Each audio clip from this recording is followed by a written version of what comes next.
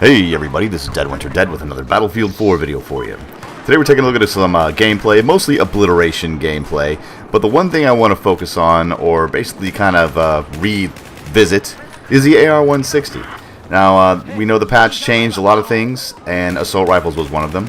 And the AR-160 in the past was one of those weapons I think was released.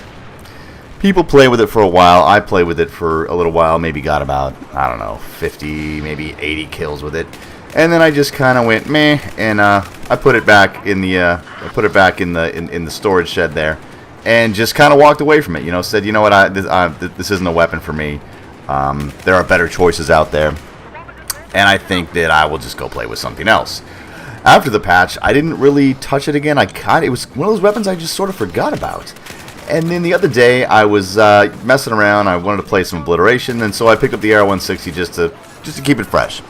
And wow, this thing is, I don't know if it's you know, a new love affair where I'm like, oh, it's something different. It's not my typical LMG, so it's really well. Or if it's actually gotten some love. I think that it actually did get a little bit of love. It is a laser beam, and I am having so much fun using it. You'll see in these clips, there are some long shots that I take that are just, I mean they're long range shots. I'm nailing people in the head from just these ridiculous distances. You know, just going on kill streak after kill streak with this weapon. And despite it having a 700 round per minute, it's that didn't really seem to slow me down. You know, it's not your, you know, it's not an AEK, it's not a FAMAS, it's not, you know, a bullet hose, but it's a respectable RPM, but it's one that you also have to be aware of its limitations. You're not going to be the fastest gun on the battlefield. You're just not going to be that. So you have to play a little bit more tactically. We know with this new patch we have to play a little bit slower, slow things down, play a little bit defensively, know when to put on the brakes, know when to put on the gas, know when to push, know when to fall back. That's just Battlefield 101. Those are just tactics you should be aware of, and gameplay ideals that you should probably embrace, especially with the dynamics of the game having been changed, you know, in a fairly drastic manner with this new patch. But this weapon, if you can get a hold of it, I have no problem with recoil management, none whatsoever. And you guys know I'm not the best Battlefield player that's ever graced the internet. I am a very average player. My recoil management is probably very average, and my gunplay skills are probably very average, but I was destroying people with this weapon. Now, yes, it is probably also a factor that, you know, it was something new. I was getting excited about it, and I had my try-hard pants on. But despite that, I put several hours into this weapon over the last few days. You know, basically whenever I would play Assault, I would pick up the AR-160 and just go on another tear with it. Excuse me. But I really was able to get a handle on it. Now, like I said, the RPM is going to be kind of a hindrance. It's not going to be just cutting through people like the AEK does.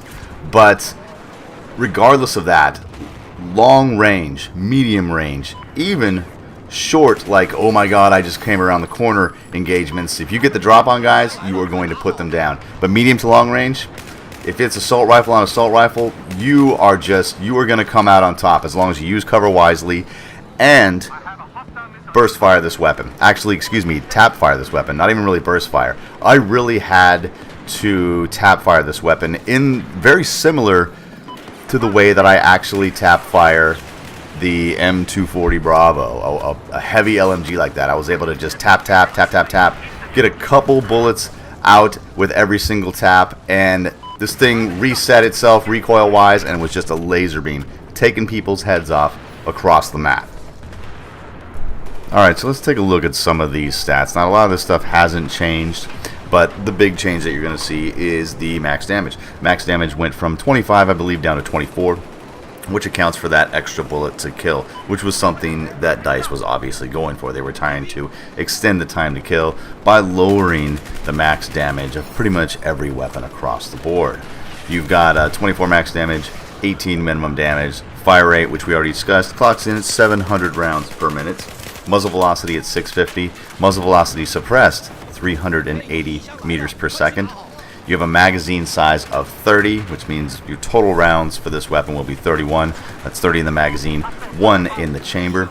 Your reload times, if it's empty, that means if you fire this weapon and the bolt locks to the rear, it is a 3.15 second empty reload.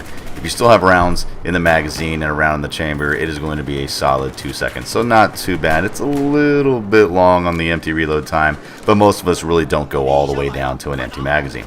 This is the interesting one. This is the one that changed, the recoil. Recoil now is a solid 0.23 across the board. That means up, left, and right, which I think accounts for my ability to really put rounds downrange consistently, to really know where the rounds are going and where you're actually hitting your target. Excuse me. If there was maybe a variance in the left or right recoil, you might see some drift to the right or drift to the left, but it being equal on all parts. And it really doesn't matter what the upward recoil is, because that's easily mitigated through, manipulating either your console controller or by using the mouse to mitigate that recoil. And like I said before, I'm not the best recoil management guy. I can do it, but there are people out there who do it really, really well. And if you're one of those people, this weapon is going to be a laser beam at pretty much any range. I also ran this weapon with an ACOG for a little while, I believe, or it might have been a 3.4 times sight. And it was still just as fun. It reminded me of a faster firing SAR-21. As far as downsides of this weapon, if you had to force me to pick a downside, I would definitely have to go with the RPM. The 700 rounds per minute is a little bit slow for my taste, and probably for your average player's taste. If you like faster firing weapons, you're going to go with the FAMAS or the AEK, or maybe even the M416. I think that clocks in a little bit higher than 700. I'm not quite sure. Don't quote me on that. Anyway, guys, I enjoyed coming back to the AR-160. If you haven't played with it yet, pick it up, revisit it. It is a joy to play with. My name's Dead Winter Dead. Thanks for watching.